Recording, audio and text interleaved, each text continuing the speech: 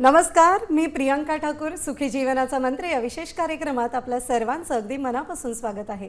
गेले अनेक दिवस आपण वेगवेगळ्या लैंगिक समस्या, त्यावरील उपाय आणि शास्त्रोक्त माहिती घेत आहोत. लैंगिक समस्येतील मायक्रोपेनिस ही एक दुर्मिळ मात्र महत्त्वाची समस्या आहे. गर्भावस्थेत असताना किंवा मुळात हार्मोन्सची कमतरता असताना मायक्रोपेनिस उद्भवू शकतो.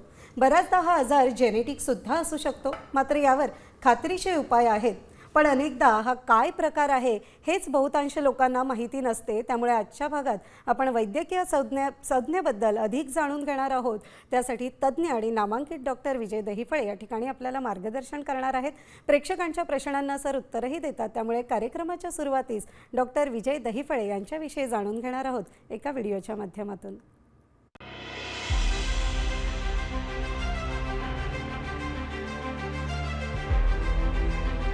डॉक्टर विजय दहिफळे हे सेक्सोलॉजिस्ट, यूरोलॉजिस्ट आणि एंट्रोलॉजिस्ट आहेत.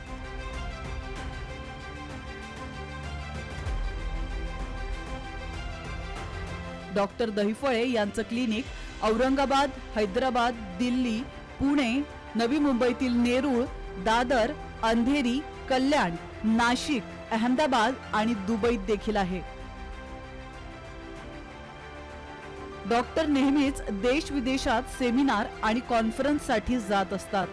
तसंच सेक्स बाबतच्या सर्व समस्यांवरती ते मार्गदर्शन करत असतात.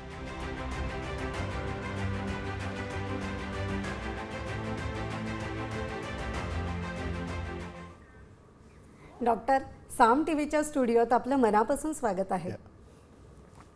नमस्कार. कार्यक्रमाला सुरुवात करणार आहोत, मात्र त्याआधी चर्चा करणार आहोत एका प्रसंगाबद्दल. सदर प्रसंग सरांच्या दादर सेंटरवरील आहे.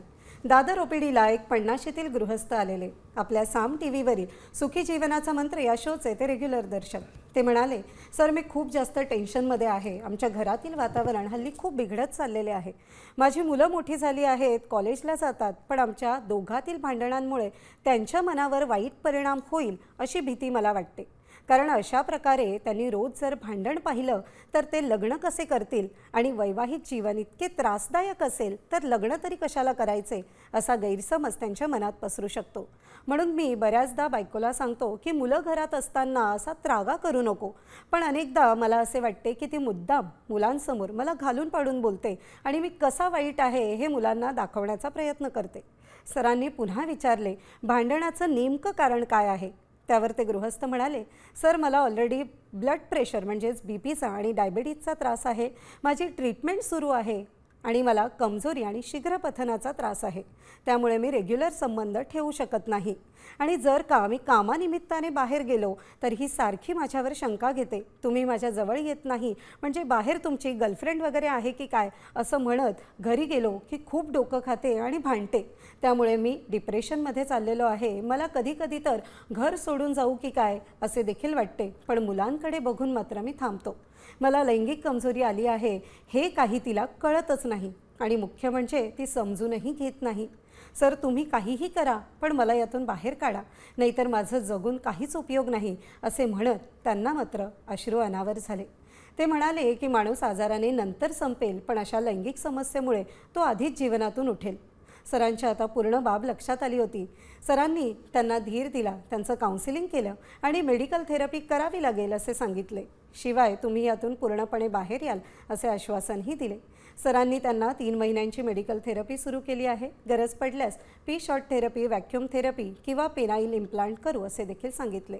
ते अगदी रिलॅक्स झाले. त्यांनी सरांचे मनापासून आभार मानले आणि ते म्हणाले की तुम्ही आणि साम टीव्हीचा शो नसता तर मी तुमच्यापर्यंत पोहोचूच शकलो नसतो आणि भयंकर परिस्थिती निर्माण झाली असती अशी भावना मात्र त्यांनी व्यक्त केली.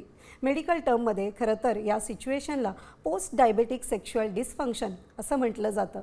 सर काय सांगाल? खरं तर ही घटना अशी आहे की प्रॉब्लेम एका माणसाचा किंवा दोघांचा, पण त्याचा परिणाम कुटुंबावर होतो. हो, घर घर की कहाणी. हो, आणि ती फार मोठा टॉपिक मला आज दिलेला आहे. Post diabetic, post blood pressure, कमजोरी येणे. पण पार्टनरनं जर समजावून घेतलं नाही ना, मग कसा त्रागा होतो, कसा गोंधळ उडतो आणि कसा मिसअंडरस्टँडिंग चालू होतात. आणि हे सुद्धा एकमेव कारण आहे ज्यामुळे की पुरुष जो आहे, पार्टनर जो आहे, मी एकाबद्दल कधीच बोलत नाही, दोघांबद्दल बोलतो, तो डिप्रेशनमध्ये चाललेला आहे. सांगूया आपण. सर्वप्रथम आपल्या जगभरातील सर्व साम टी व्हीच्या या सुखी जीवनाच्या मंत्राच्या लाईव्ह भागामध्ये आमच्या सर्व दर्शकांचं अगदी मनापासून स्वागत, अभिनंदन आणि कौतुक का एवढं उशिरा देखील तुम्ही या ठिकाणी हा शो पाहता, त्यामध्ये सहभागी होता. खूप जणांना वाटत असेल हा फक्त मोठ्यांचा शो आहे. अजिबात नाही. स्वास्थ्य सर्वांना पाहिजे, स्त्रीला पाहिजे, पुरुषांना पाहिजे आणि पूर्ण फॅमिलीला देखील पाहिजे. या ठिकाणी गोष्ट पाहिली, माझ्या रुटीन प्रॅक्टिसमध्ये गोष्ट लक्षात येते मला. एक 40 ते 60 वयोगटातील जी व्यक्ती माझ्याकडे येतात त्यांना कमीत कमी 50% लोकांना हा डायबिटीस आणि ब्लड प्रेशर असतो आणि अशी गैरसमजूत झालेली आहे की मला आता डायबिटीस झाला, मला आता BP झालं, आता माझं काही खरं नाही, मी क्रियाशील होऊ शकत नाही, मी ॲक्टिव्हिटी करू शकत नाही, मला त्या ठिकाणी लैंगिक क्रिया देखील करता येत नाही, असं डोक्यात आल्यानंतर ते निगेटिव्हिटीमध्ये जातात. बरं, बऱ्याचदा होतं असं की पार्टनर त्या ठिकाणी साथ देत नाही आणि पार्टनर मग डाऊट घ्यायला लागतो. अरे तुम्हाला कोणीतरी मग बाहेरच आहे का, मग मला तुम्ही जवळ का करत नाही, कोणी दुसरं संबंध आहे का. मग अशा वेळेला परत तो माणूस आणखी निगेटिव्हिटीमध्ये जातो. घरातलं वातावरण बिघडायला लागतं ना. अशी भांडणं जेव्हा आपली मुलं पाहतात ना, एक निगेटिव्ह इम्पॅक्ट असा होत चाललेला आहे सध्या की मुलं देखील म्हणतायत की लग्न करून काय फायदा आहे. तर अशा कंडिशनमध्ये सर्वांना मी या ठिकाणी सांगतो, ज्यांना डायबिटीस आहे, BP आहे, काहीही व्याधी असू द्या, पहिलं ॲक्सेप्ट करा की मला ही आहे आणि त्यामुळं कमजोरी आल्यानंतर डेफिनेटली सेक्सॉलॉजी अँड भेटलं. अतिशय चांगल्या प्रकारच्या ट्रीटमेंट आहेत, ओरल थेरपीज आहेत, इंजेक्टेबल आहेत, गरज पडलं तर हायफेम थेरपी आहे, बऱ्याचदा शॉक थेरपी आहेत किंवा इम्प्लांट देखील करू शकतो. त्यामुळे काळजी करायची अजिबात गरज नाही. स्वतः ॲक्सेप्ट करणे, पार्टनरने साथ देणे आणि घरातील वातावरण अतिशय आनंदी खेळीमेळीचं ठेवणं, हा सर्वांना मी बऱ्याचदा मेसेज देतो.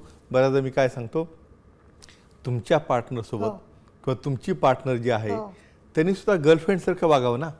हां, मग तुम्ही फरक काय त्यामध्ये, असं जर खेळीमेळीचं वातावरण ठेवलं, मला वाटत नाही कुठल्या कुटुंबामध्ये असे डाऊट घेणं किंवा विनाकारण स्पेस न देणं या गोष्टी घडणार नाहीत.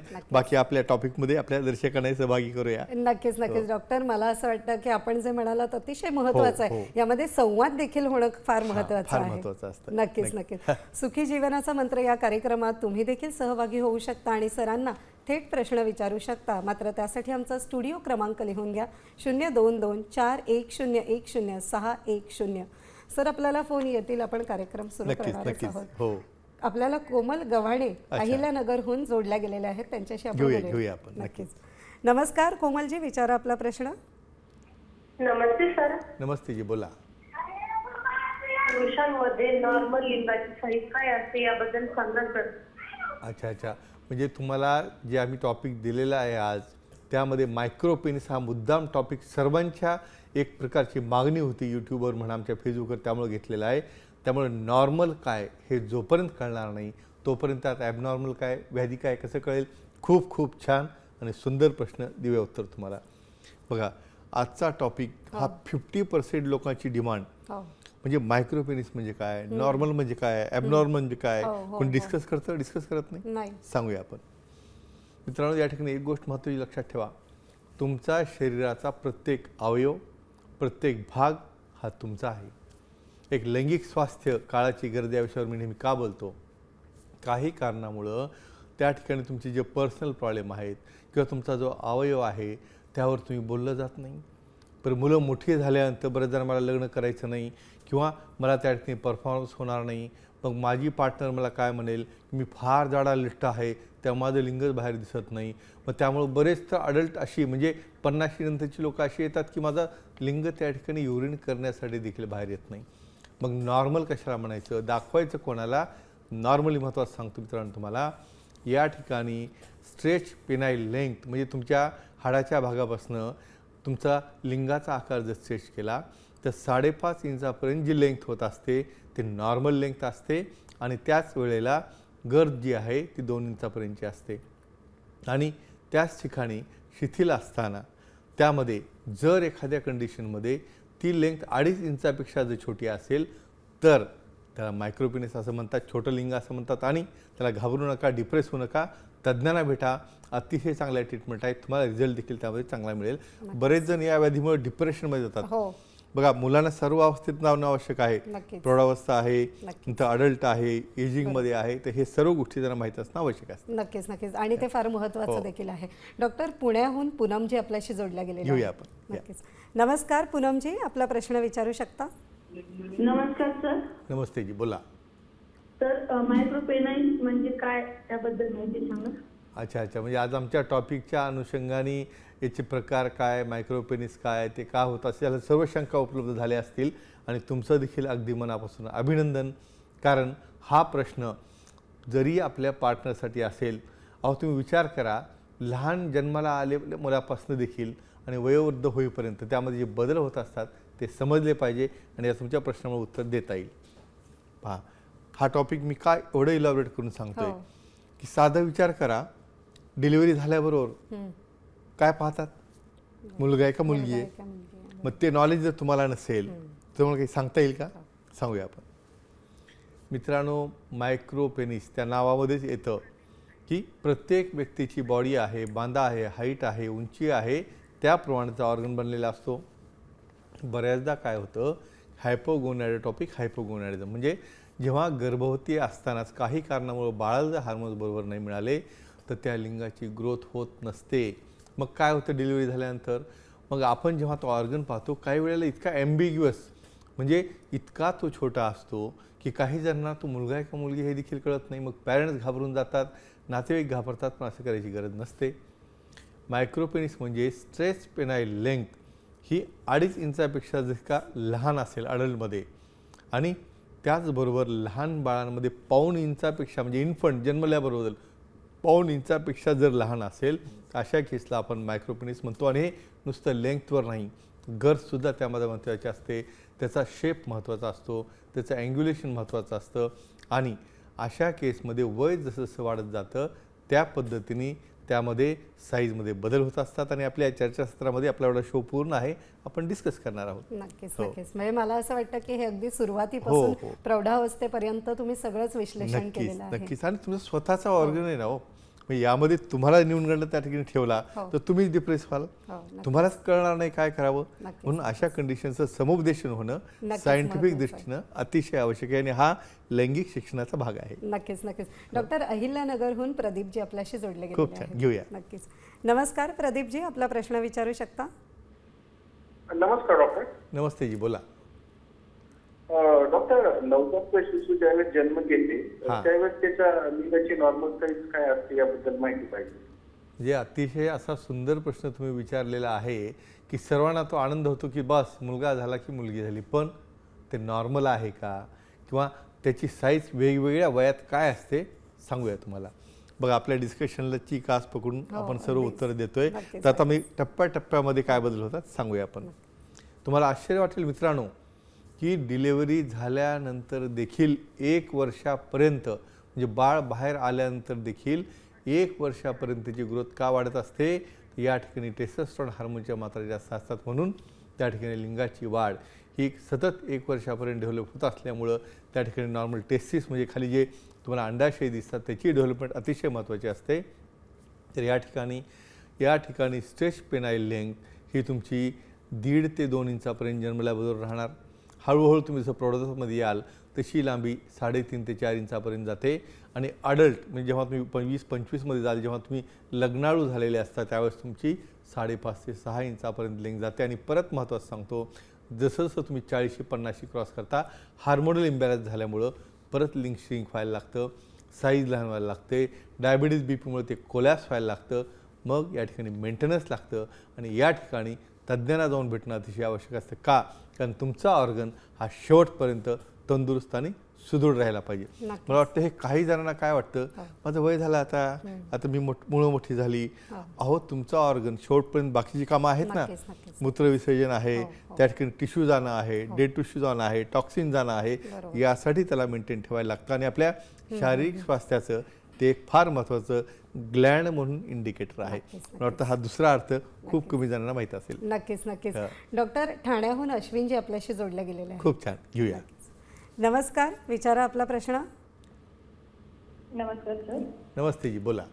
सर, माझा प्रश्न आहे की मायक्रोपेनिस म्हणजे काय आणि त्या पेनिसच्या म्हणजे लैंगिक व्याधी काय असतात? अच्छा अच्छा, म्हणजे अतिशय खूप छान प्रश्न तुम्ही विचारला आहे की नुसत्या लहान लिंगासोबत आणखी काही व्याधी असतात का, बरोबर हाच प्रश्न आहे ना? ठीक आहे, खूप छान, देऊया उत्तर तुम्हाला. म्हणजे मला वाटतं आपले सर्व दर्शक चांगला अभ्यास करून त्या ठिकाणी बसतात. म्हणजे या व्याधी सायंटिफिक, बऱ्याचदा काय सांगू, हा प्रोग्राम जर पाहिला तर एखाद्या विद्यार्थ्याला देखील त्याचे आन्सर खूप चांगले मिळतील. हे कॉम्बिनेशन सांगूया, वेगवेगळे सिंड्रोम असतात, काय असतात सांगूया आपण. मायक्रोपेनिस असं एकटं कधी येत नसतं. मी काय सांगितलं, जेनायटो युरिनरी सिस्टीम, नुसतंच लिंगाचा भाग असतो का? नाही, खाली टेस्टिस आहेत, त्या ठिकाणी स्क्रोटम आहे. काही केसेसमध्ये काही कंजेनायटल अनॉमलीज तयार होतात. काय असतात ह्या कंजेनायटल अनॉमलीज? या ठिकाणी समोर लिंगाचा आकार हा वाकडा असतो, वाकडा होऊन बऱ्याचदा त्या ठिकाणी खालच्या बाजूला चिपकलेला असतो. काही केसेसमध्ये हायपोस्पिडेस नावाची व्याधी देखील असते. म्हणजे काय की त्या ठिकाणी लघवीचं जे ओपनिंग आहे समोर न येता खालच्या बाजूला आलेलं असतं. बऱ्याचदा पेनिस विथ कॉर्डी असतं, म्हणजे त्याला खालनं स्किन चिपकलेली असते. काही केसेसमध्ये कंजेनायटलीच त्या ठिकाणी कर्वेचर किंवा बेंड आलेला असतो. बऱ्याचदा वरच्या साईडला देखील बेंड आलेला असतो. काही पेनिसेस हे बरीड पेनिसेस असतात, म्हणजे एक बाळ जर चब्बी असेल ना, तुम्हाला ते लिंग दिसतच नाही बाहेर, त्या ठिकाणी मग वरीड असतात आईवडील. दुसरा भाग काय असतो, त्या ठिकाणी बऱ्याच केसेसमध्ये या पेनिसमध्ये फायमॉसिस नावाची कंडिशन असते. म्हणजे काय की त्या बाळाला समोरची चमडी ही पूर्ण चिपकलेली असते आणि युरिन करताना त्या ठिकाणी फुगा येतो आणि त्या ठिकाणी बाळ रडायला लागतं. मग अशा केसमध्ये तज्ज्ञांना सेक्सॉलॉजी चॅनल्सला भेटून त्या ठिकाणी लहान बाळांमध्ये 1 वर्षापर्यंत सहसा स्किन कट करायची नसते. का? कारण त्या ठिकाणी त्या लिंगाची ग्रोथ होत असते.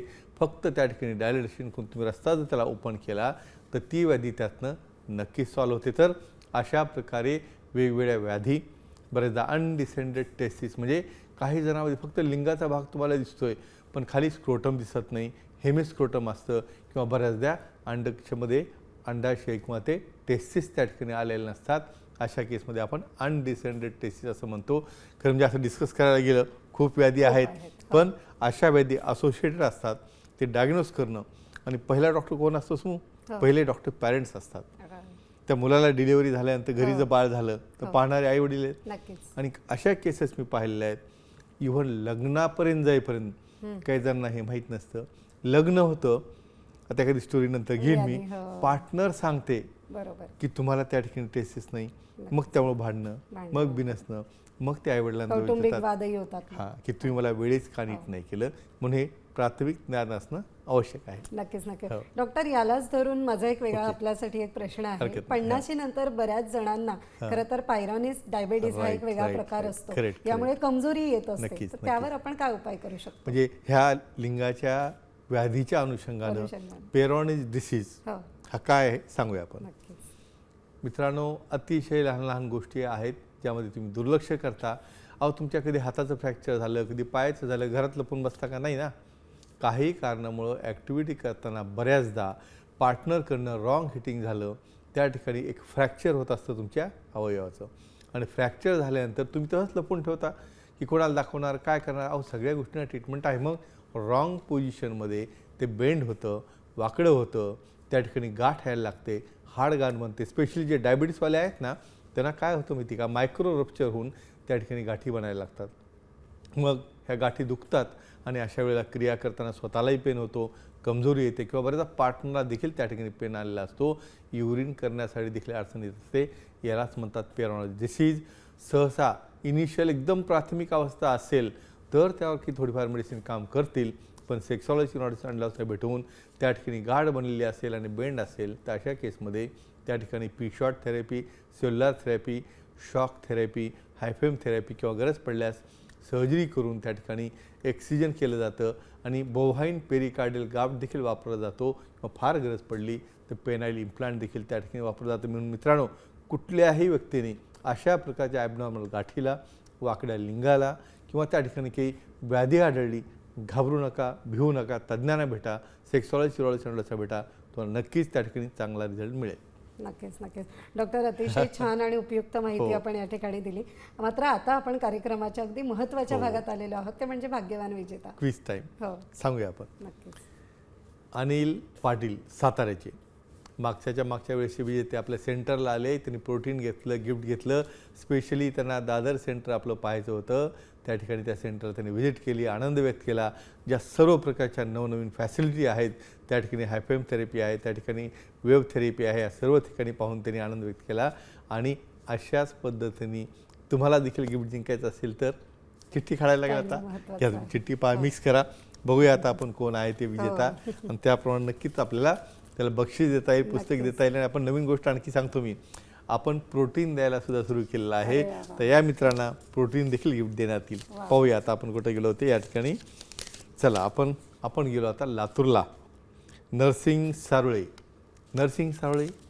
यांचं अगदी मनापासून अभिनंदन. पण कुठल्या प्रश्नाला उत्तर दिलं होतं, काय उत्तर दिलेलं आहे त्यांनी मागचा प्रश्न आपला, की स्ट्रिक्चर विथरा जर असेल आणि कमजोरी असेल तर काय करायला पाहिजे. त्यांनी छान उत्तर दिलेलं आहे की आपण या ठिकाणी सांगितलं होतं स्ट्रिक्चर म्हणजे मूत्रवाहिनी जर लहान झालेली असेल तरी त्या ठिकाणी पेन होतो, इन्फेक्शन असेल, ट्रॉमा असेल, कमजोरी येते.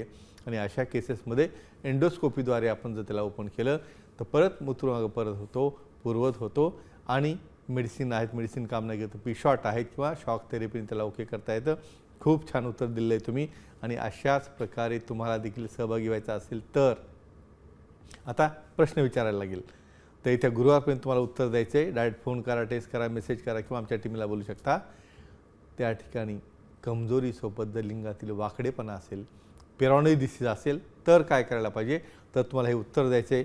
आणि अतिशय महत्त्वाच्या ठिकाणी काही इव्हेंट पाहताय तुम्ही, आमच्या आठवड्याभराच्या इव्हेंट. यामध्ये आपल्या दादर येथील सेंटरला अतिशय चांगल्या प्रकारच्या म्हणजे मेडिकल लाईन ऑफ ट्रीटमेंट जर तुम्हाला रिझल्ट नाही मिळाला, त्या ठिकाणी हायफेम थेरपी आहे. म्हणजे जेणेकरून सर्वात महत्त्वाचं सांगतो, या सर्व सुविधा पुरुषांना आणि स्त्रियांना दोघांसाठी आहेत. अतिशय ॲडव्हान्स टेक्नॉलॉजी आहेत. व्यवजद्वारे त्या ठिकाणी व्याधी काढल्या जातात. त्यामधील आतमध्ये काही ब्लॉक असतील तर ते रिमूव्ह केले जातात. आणि त्याचबरोबर त्या ठिकाणी इंजेक्टेबल थेरपी दिल्यानंतर अतिशय चांगल्या पद्धतीने नवीन पेशी निर्माण होतात. आणि या सर्व ॲडव्हान्स टेक्नॉलॉजी आपल्या दादर येथील सेंटरला आपल्या अवेलेबल आहेत. तर सर्वांनी या सुविधांचा लाभ घ्यावा आणि आपलं स्वतःचं जीवन सुखी आनंदी करून घ्यावं. बस एवढाच एक मेसेज या ठिकाणी देऊ इच्छितो. बाकी मॅडम तुम्ही सांगू शकता. नक्कीच. खरं तर आजच्या भागामध्ये डॉक्टर आपण अतिशय छान माहिती दिली. मायक्रोपेनिस नक्कीच. लहान बाळांमध्ये सुद्धा ही समस्या असते आणि नक्कीच. त्यावर ऑपरेशन सुद्धा केलं असतात, जातं. मात्र तुम्ही जे सुचवलं की 1 वर्षाच्या आत ऑपरेशन करू नये, हे सुद्धा फार महत्त्वाचं आहे. अतिशय महत्त्वाचं हे बेसिक नॉलेज, जेणेकरून की आपण अनवॉन्टेड बऱ्याचदा काही गोष्टी फार क्युरियस होऊन करतो पॅरेंट्स, म्हणजे ते टाळणं आवश्यक आहे. टाळणं आवश्यक आहे. नक्कीच. धन्यवाद डॉक्टर. सुखी जीवनाचा मंत्र या विशेष कार्यक्रमात आता वेळ झाली आहे इथेच थांबण्याची. मात्र त्यापूर्वी डॉक्टर आपण वेळात वेळ काढून उपस्थित झालात त्याबद्दल आपले मनापासून आभार. धन्यवाद. पुन्हा भेटूया नव्या विषयासह. तोपर्यंत शुभरात्री. नमस्कार.